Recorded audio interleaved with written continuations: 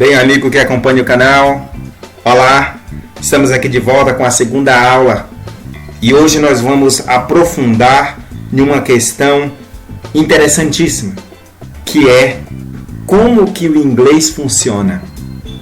Qual é a estrutura do inglês? Você tem conhecimento, você tem consciência de como que a língua inglesa funciona? Você sabe como que os nativos da língua inglesa pensam? Isso faz toda a diferença para você falar e para você entender a língua inglesa. E esse curso de gramática do inglês quer te assessorar, orientar, dar dicas nesse sentido. Nós vamos ver como que as pessoas pensam. Ninguém pensa fora da gramática. E cada língua, cada uma delas tem sua peculiaridade gramatical. Presta atenção. Dá uma olhadinha nesse texto aí na tela em que está nos frames, no jeito que os nativos da língua inglesa pensam. João é não meu holandês professor. Eu fui contado que João ensinou alemão. Ser alemão professor é não fácil. Eu fui contado que João tem uma redonda azul de madeira casa. Ele está não ensinando em a férias escola. Joana é que é meu holandês professor. Eu faz não ser contado. Eu sei. Ela sabe alemão, mas ela faz não trabalhar como alemão professor. Eu tenho Joana como meu melhor holandês professor. Eu faz não trocar Joana por João. Ele é simples como isto. Estranho, né? Esquisito. Mas essa é a forma de como os nativos da língua inglesa pensam, organizam o seu pensamento. E se você for ler, escutar ou escrever em inglês, e você não entrar nessas estruturas, você não vai se comunicar. Você nem vai entender e nem vai ser entendido. Por isso que é importante você observar as estruturas da língua inglesa. A organização da língua inglesa, ela se dá no chamado SVO. O que seria isso? S de sujeito, V de verbo e O de objeto. Igual à língua portuguesa. Então por que é tão diferente? Aí entram os detalhes, tá? A especificidade da língua inglesa com relação ao português é que dá esse desencontro. Veja essa frase. A casa sumiu do mapa. O inglês ele funciona da mesma estrutura. The house disappeared from the map. The house disappeared from the map. Mas vamos aos detalhes da língua inglesa. Observe só. As especificidades, os desencontros que temos entre o português e o inglês se dá no sujeito e no objeto. Observe esses exemplos aí na tela. The house, the wooden house, the blue wooden house, the round blue wooden house. Veja que as qualidades, as características do sujeito casa, fica tudo desse lado aí. Já em português fica do outro lado. Isso aí é um desencontro e você tem que ter consciência disso. Observe agora o sujeito. Veja que o sujeito e o objeto, dependendo do contexto, eles podem ser o mesmo. Depende da posição em que ele vem na frase. Se é antes do verbo ou se é depois do verbo. Mas observe a estrutura do sujeito. Como que é em inglês? The house is big. The wooden house is big. The blue wooden house is big. The round blue wooden house is big. Veja, não importa quantas qualidades, quantas características tem esse sujeito. Mas todos eles têm que vir nessa posição aí que você está vendo. Ok? Quando for objeto, é do mesmo jeito. Observe agora os objetos que têm a mesma construção em inglês. Joe paid the house.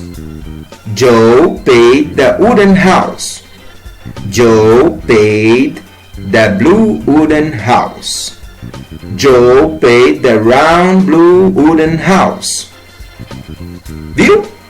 Não importa se é sujeito ou se é objeto. Essa especificidade das qualidades desse objeto ou desse sujeito é diferente do português. E você tem que ter consciência disso na hora que você estiver ouvindo o inglês. E você tem que ter consciência disso na hora que você estiver falando o inglês. Na verdade, você não precisa só ter consciência. Você tem que exercitar isso. Você tem que, primeiramente, internalizar isso. E depois que você treinar muito isso, você não terá dificuldade em compreender e em falar com relação ao sujeito. Daquela forma básica. SVO. Sujeito, verbo e objeto. Observe.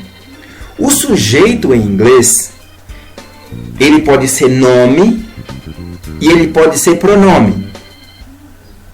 Na verdade, ele pode ser nomes e pode ser pronomes, tá? E uma coisa que você não pode esquecer, caro estudante. Nunca se constrói uma frase sem sujeito em inglês. A única possibilidade é no imperativo. Somente nesse caso. Agora os demais, você sempre tem que colocar o sujeito. E o sujeito pode ser um nome ou pode ser mais de um nome. O sujeito pode ser um pronome ou pode ser mais de um pronome. Mas tem que ter.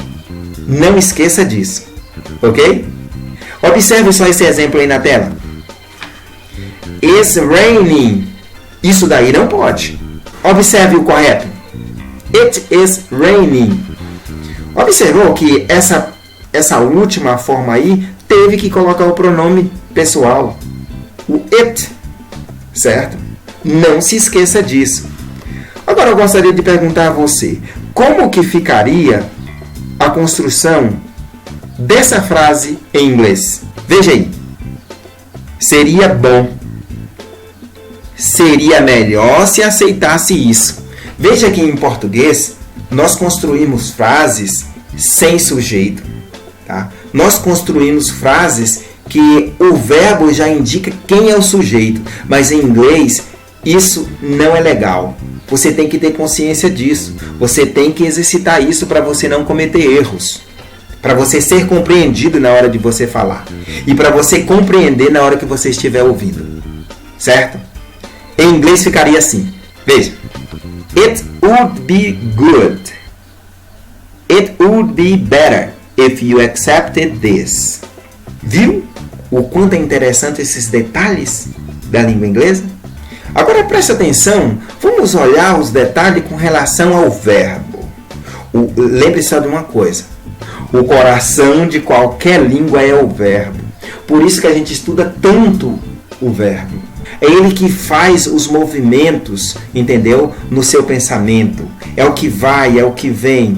Por isso que ele é estudado tanto. E para nós brasileiros, que falamos português, há duas situações com relação ao verbo que nos empacam. Quais são elas? É a questão do present perfect. Por que o present perfect ele é tão complicado para nós brasileiros? Você sabe por quê? Porque esse tempo pode indicar tanto presente quanto passado, dependendo do contexto. E outro problema para os brasileiros são aquelas frases que dão importância à ação e não ao sujeito. Aí nós ficamos confusos na hora de falar isso. Então, nesses dois detalhes, nós temos que treinar muito mais. Ok? Muito mais. Dá uma olhadinha aí na tela, 2 exemplos que eu separei para você. Me deram a oportunidade para trabalhar novamente. Como que nós vamos expressar isso em inglês? Se você observar, a ação é que está tendo ênfase aí, e não o sujeito. Veja como essa ideia seria expressa em inglês. E como seria a tradução ao pé da letra. Dá uma olhada na tela. I was given the opportunity to work again. Eu fui dado a oportunidade para trabalhar novamente. Falaram para ele que o cliente pagou a conta. He was told the client paid the bill. Ele foi falado que o cliente pagou a conta. Coisa esquisita, né? Aparentemente complicada, difícil. Então não se esqueça o seguinte: eu estou aqui para ajudar você a organizar, para ajudar você a compreender, para ajudar você a dominar, internalizar esse universo da gramática, das duas gramáticas da língua inglesa. Inscreva no nosso canal se você quiser. Dê um like se você gostou, ok? E por hoje é só. Mas antes, para você responder aí nos comentários, eu quero saber a sua opinião sobre essa pergunta. A melhor forma de memorizarmos a estrutura do inglês é lendo ou ouvindo? O que você acha? Qual das duas formas é a melhor para memorizarmos a estrutura da língua inglesa? É lendo ou ouvindo? Participe da nossa discussão. Por hoje é só. Bye, folks!